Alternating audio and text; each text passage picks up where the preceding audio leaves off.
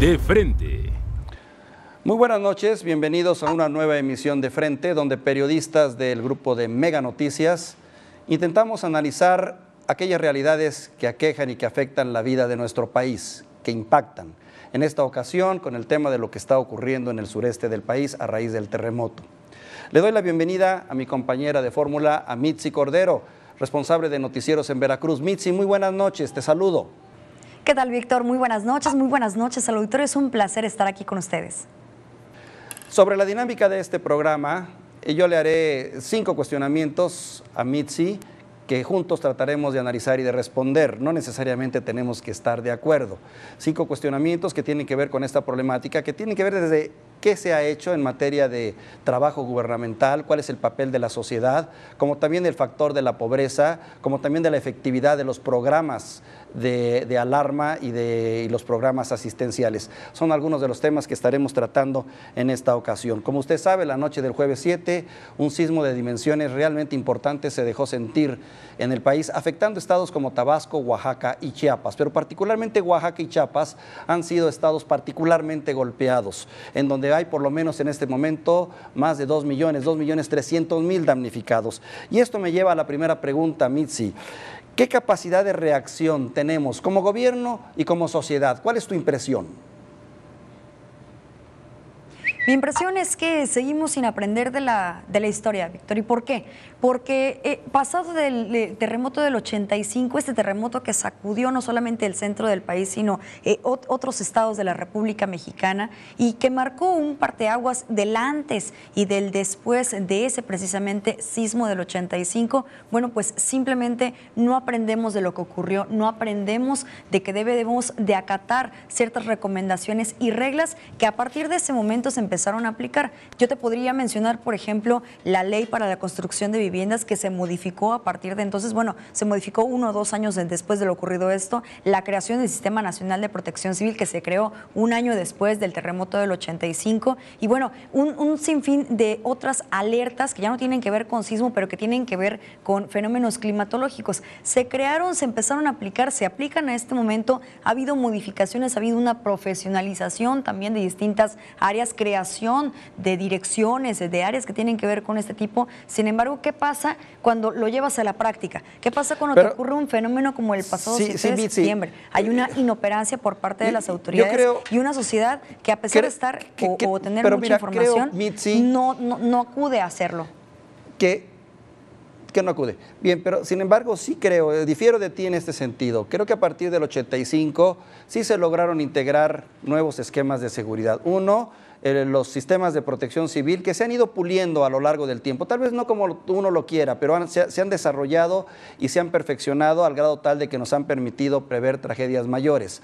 También abonaría a favor de estos sistemas de protección el sistema de alarma sísmica, por ejemplo, que creo funciona muy bien. Reconozco particularmente para ciudades grandes como la Ciudad de México, no así en el caso de Oaxaca y Chiapas, pero que son logros, que son avances que podemos considerar como parte de esa enseñanza en la lucha contra estos accidentes naturales.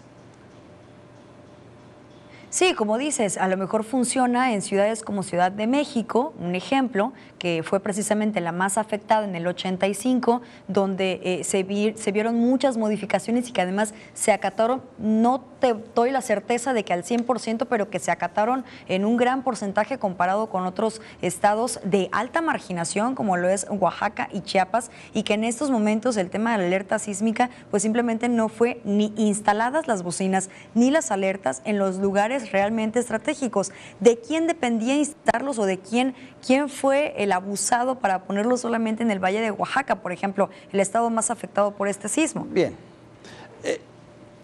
Creo que el tema fundamental entra en la operatividad. En las propias regiones, la gente responsable de hacer operar este equipo.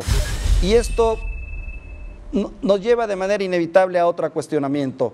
¿Qué tan efectivos son los programas de prevención en México? ¿Cómo lo sientes?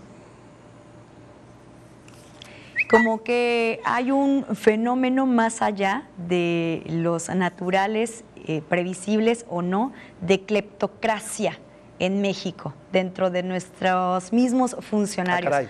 ¿Por qué? Porque hay programas de prevención, sí, que pueden ser efectivos y al mismo tiempo no pueden ser efectivos. ¿Por qué?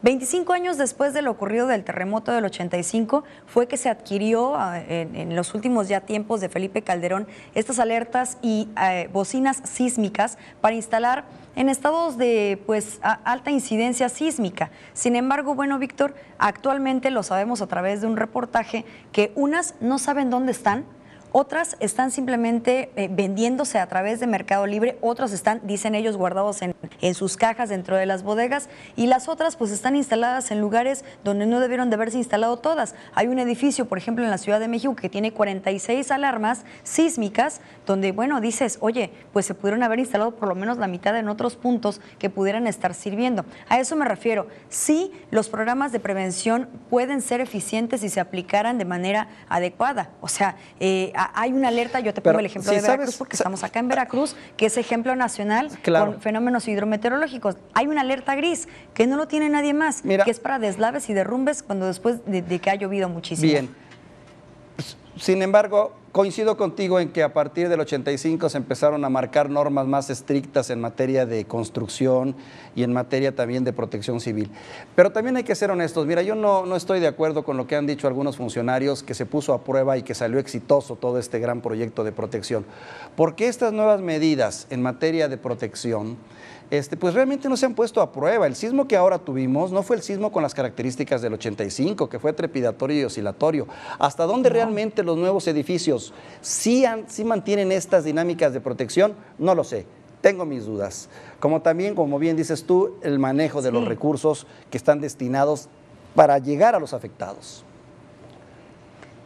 Sí, el cambio climático es una situación inminente. Mira, ahí te va otro ejemplo. El paso a desnivel de este lugar que simplemente se deslavó, ¿no? Y dicen las autoridades en un principio, pues es que ha estado lloviendo mucho y que por eso seguramente fue que se deslavó. Oye, pues obviamente ha estado lloviendo mucho, es parte del cambio climático, hay un movimiento en la Tierra. Es decir, no puedes acusar al cambio climático, no puedes acusar de que ha estado lloviendo mucho cuando no le invertiste lo que tenías que haber invertido en esta obra en particular. ¿Dónde se quedó el dinero? ¿Quién fue el encargado de estar supervisando la obra? Y esto trae como consecuencia pues un desastre catastrófico. Bueno, esto nos lleva de manera inevitable a un tema obligado y que es un tema constante en este programa. Y yo lo vincularía de la siguiente manera y te lo planteo. ¿Cómo vinculamos desastres y corrupción? Yo creo que están ampliamente ligados, Víctor. ¿Por qué? Porque hay una corrupción, híjole, bien metida en nuestro país y que va de la mano también con el nivel de impunidad que existe, no solamente en cuestiones de desastres. ¿Qué pasa? Lo de las alertas sísmicas lo mencionábamos, ¿no? Hay alguien que hizo este tipo de situaciones y que ha traído como consecuencia que no se instalaran en los lugares adecuados. Hay programas de donde se descargan recursos económicos que pueden ser para que sirva para esas poblaciones que están altamente marginadas.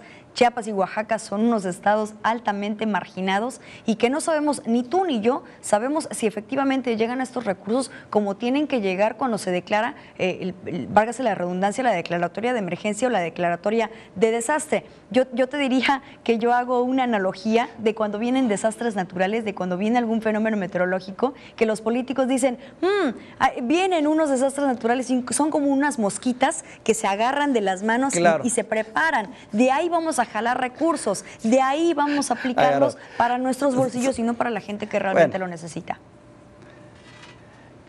La prueba está en que actualmente tanto en Oaxaca como en Chiapas, entre la opinión pública, hay una discusión muy abierta porque un buen número de recursos están muy cuestionados, ya sea porque el Congreso no ha dado cuentas o ya sea porque no se ha explicado a satisfacción en dónde están llegando esos recursos. Supervisado. Y todo parece indicar que es la clase política que los está controlando con miras a procesos electorales futuros, ya sabemos. Yo tengo dos historias que platicarte en relación a esto rápidamente, Mitzi. Uno, la experiencia del 85. Ahí la corrupción acabó con muchos de los edificios del centro por la mala calidad de los edificios. No fue tanto el terremoto como tal, que sí fue fuerte, claro, pero fue también la corrupción de funcionarios que estaban asociados con empresarios corruptos y que permitieron la construcción de estos edificios. Y segundo caso, el de Acapulco, el último, el que vivimos en el 2013, si mal no recuerdo. Nacional para que no volviera a pasar esto. Claro. Que eso fue un punto a favor. Claro, y recuerda, claro, acuérdate del presidente de la República en el 2013 diciendo, caiga quien caiga, necesito saber quiénes fueron los responsables de dar permisos para que se construyera en los lechos secos que van a llegar del paso de los ríos y se construyeran y nunca llegan a ningún fondo. Nunca parece ser siempre el discurso de cada vez que pasa algo, y no nada más en este tema, de que van a llegar al fondo, a las últimas consecuencias. Mira, ahorita en este desastre, el último del sismo, en Oaxaca, Alejandro Murat definitivamente dio de baja al coordinador de Protección Civil por lo de las alertas sísmicas y dijo, voy a llegar a las últimas consecuencias. ¿De qué me sirve que des de baja al coordinador de Protección Civil si no vas a realmente hacer pagar a quien cometió estos actos de corrupción? Claro, además, Mitzi, para terminar con este tema, al menos esta parte, es la pobreza de los estados. En ambos estados, ambos gobernadores han recibido estados completamente endeudados y a partir de ahí se generan todas las necesidades del mundo. Y caemos inevitablemente a otro cuestionamiento que me gustaría analizar contigo. ¿Desastre es el impuesto de los pobres? Sí, por supuesto. Lamentablemente, cuando existe un desastre natural, los que más pagan son los de alta marginación, son los que tienen menos posibilidades de salir adelante, son aquellos que viven en zonas irregulares, que están en asentamientos irregulares y por supuesto que son aquí los que vienen a pagar los platos rotos de una inoperatividad por parte de las autoridades y de una falta de compromiso, una falta de ética. ¿Por qué? Hubo alguien quien se los permitió, hubo alguien que no aplicó la Ley Nacional de Construcción de Viviendas. Por ejemplo, había una persona que yo escuchaba que le echaba la culpa a las personas que decían, es que no aplicaron su plan familiar de protección civil para salirse de sus viviendas y ponerse en el lugar de punto de encuentro. A ver, o sea, no tienen ni siquiera un plan familiar de punto, y además las casas pues son no son de cemento, no son de ladrillo, son de lo que encontraron básicamente de lodo. ¿Quién se los permitió que fuera así? Pues no puede haber de otra porque es alta marginación. ¿Sabes qué pasa, Mitzi? Lo que existe allí. Sobreviven en condiciones precarias, Víctor. Sí, pero es una alta... Sí, es una alta marginación, coincido contigo en eso. Sin embargo, fíjate, decimos desastres naturales, desastres inevitables, que lógicamente conllevan vidas y pérdida de recursos. Pero ¿qué hay detrás del desastre natural? Más bien, detrás del desastre natural hay negligencia, hay falta de planeación, son políticas públicas no adecuadas, gobernantes ineptos, políticos corruptos que pudieron haber hecho y prevenido. Porque esto se pudo haber previsto, es cierto, la naturaleza llega, pero también es la responsabilidad de esta clase política, de esta clase que administra, de los gobernadores, prever que no se generen asentamientos humanos, por ejemplo, en lugares donde sabemos que tarde que temprano va a pasar el río. Esto es lo que ha ocurrido. Yo creo que ahí está el tema básico de lo que es la corrupción y la pobreza. Claro, estados tremendamente pobres y olvidados ancestralmente porque han sido víctimas de caciques, de gobernadores corruptos y de olvido total. ¿Por qué? Porque la pobreza genera votos. Sí, porque además no se han brindado las condiciones idóneas de desarrollo, de educación, de salud, económicas incluso para que la gente salga adelante. Prefieren mantenerlos así en esas mismas condiciones y respetar usos y costumbres, que ese, bueno, es otro tema aparte. ¿Para qué? Para que precisamente sigan pidiendo apoyo y entren los programas asistenciales, los programas sociales, que al final del día ya nos hemos dado cuenta y a través de la historia, aprendiendo de la historia, no sirven de nada. Así es, porque tienen un sistema más de tipo de ayuda a enseñanza o involucrar a la sociedad. Es una enseñanza que nos queda claro de este tema de desastre impuesto a los pobres, el aspecto estructural. Ahora bien, esto nos lleva a una pregunta final, a un análisis que yo quisiera hacer también contigo, Mitzi. ¿Qué aprendizaje nos dejan estos desastres naturales? ¿Qué enseñanza debemos de tener? La enseñanza es clara, que nos hace falta mucho, muchísimo en cuestión de protección civil, en cuestión de prevención. No nos podemos ni siquiera comparar con Estados Unidos, que estamos muy y sumamente muy alejados de la realidad que están viviendo allá a la realidad que vivimos en México. ¿Qué está pasando? Que el gobierno federal, el gobierno estatal y municipal, por ejemplo, no está incluyendo a los colegios de arquitectos, no está incluyendo a los colegios de ingenieros civiles, que todo el tiempo, yo te diría, están alzando la mano y están diciendo, tómenos en cuenta para las construcciones. Lo que yo te decía del paso express, del paso desnivel. En esta situación no se toma en cuenta a nadie, se hace, huele a corrupción por todos lados, huele a impunidad por todos lados, y que simplemente se destinan recursos mal intencionados o se desvían recursos, y que genera esto, mucha lluvia, se deslavó y hubo allí un desastre. También tenemos, bueno, pues el movimiento de la tierra, el cambio climático, es decir, nos tenemos que ir adecuando a todas estas condiciones que, como tú decías, no es lo mismo lo que pasó en el 85, lo que pasó el pasado 7 de septiembre. Bueno, entonces aprendamos de la historia, aprendamos a que cada vez está siendo mucho más fuerte los fenómenos naturales, y entonces las construcciones, la cultura de prevención y, bueno, los programas tienen que adecuarse a eso. No los fenómenos naturales se van a venir a adecuar a nosotros. En los últimos años, Mitzi, en los últimos años hemos tenido por lo menos 5 grandes tragedias grandes, de ciclones de dimensiones impresionantes, incluyendo temblores. Es como para que ya supiéramos más, ¿no?, de cómo manejar este asunto. Sí, y te refieres a fenómenos naturales, pero también tenemos el ejemplo de los incendios forestales e incendios por gas.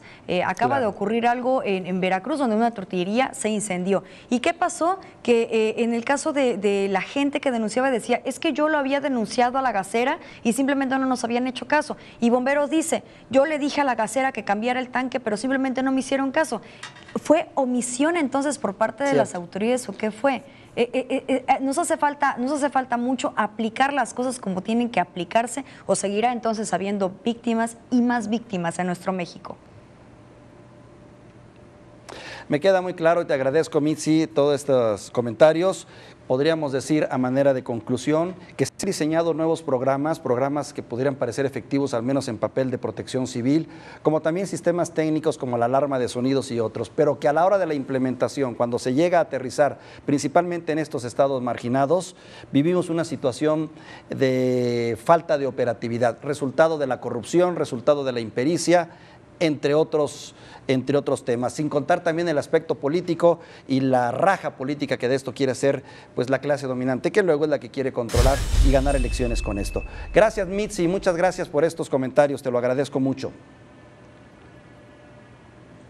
Gracias a ti, Víctor Hugo, y bueno, pues esperemos que este tipo de situaciones nos hagan seguir reflexionando, pero también ir a la acción por parte de la sociedad y por parte de las autoridades, que no se quede nada más aquí en meros comentarios. Víctor, muy buenas noches.